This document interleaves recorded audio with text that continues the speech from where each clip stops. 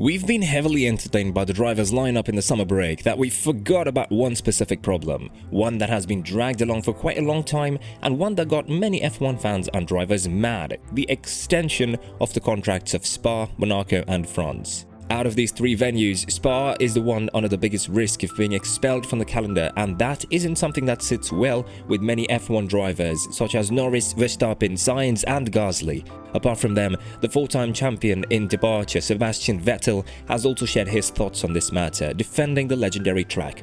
Want to find out what the drivers think about Spa being expelled from the calendar? Stick around with us until the end of this video.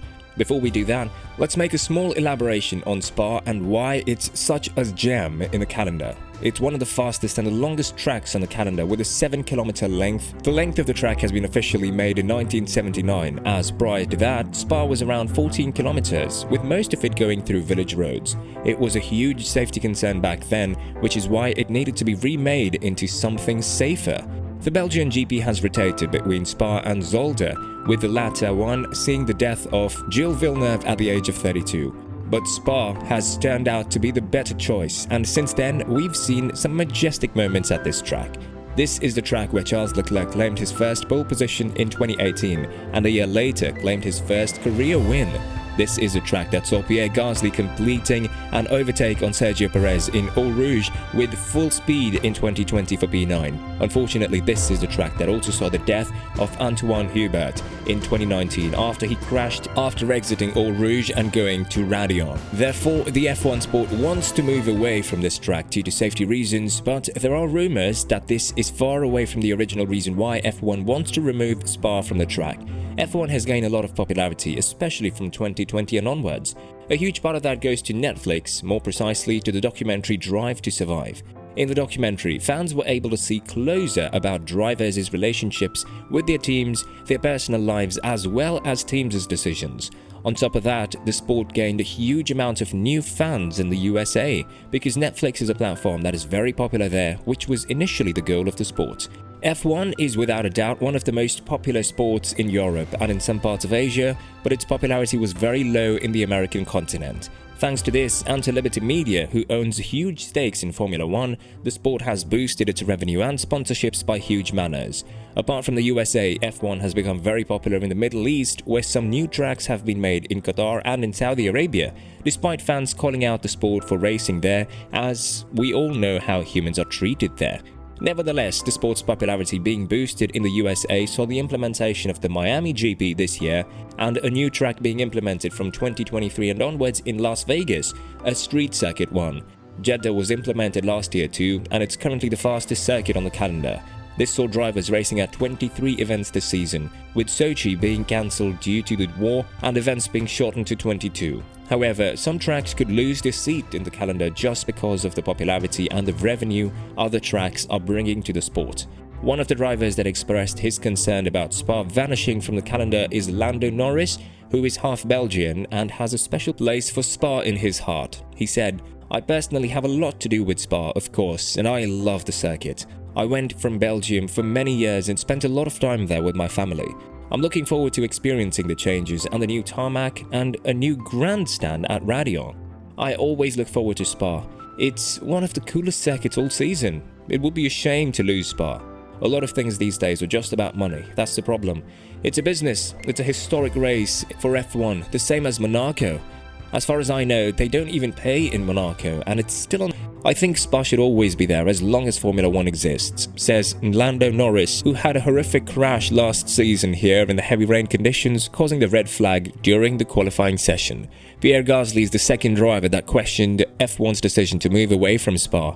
Not only that, he took a jab to the sport and said that the decision is made thanks to business influences and it has nothing to do with safety concerns, the justification that is given to the media.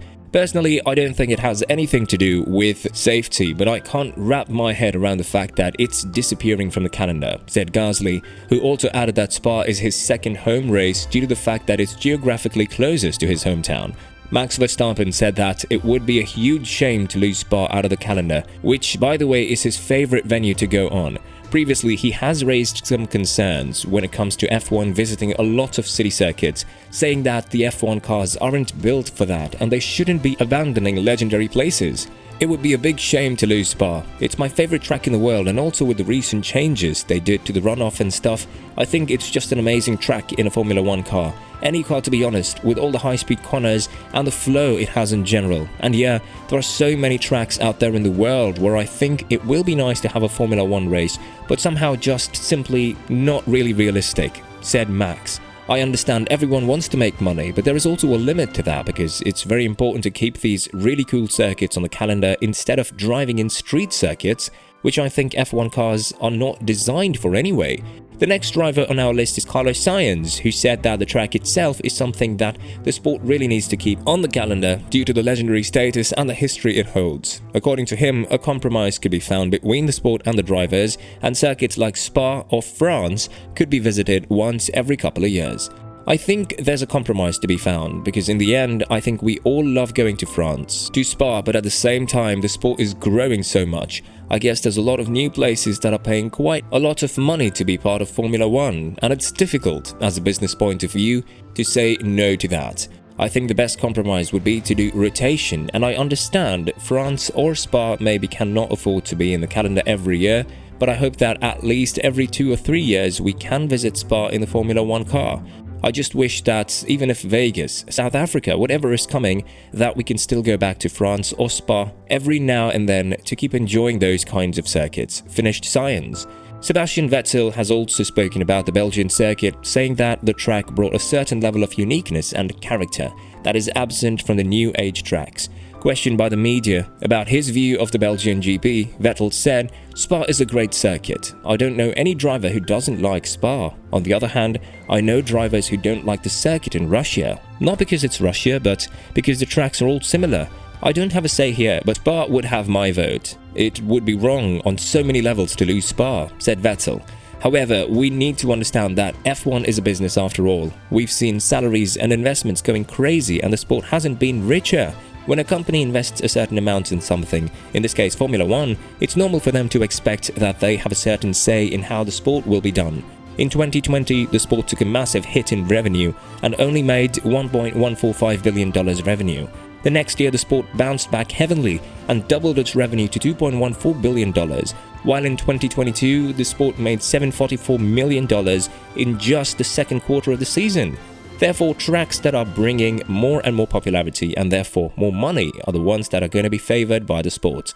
It's the only way the sport will continue growing and will continue making huge numbers like it did last year.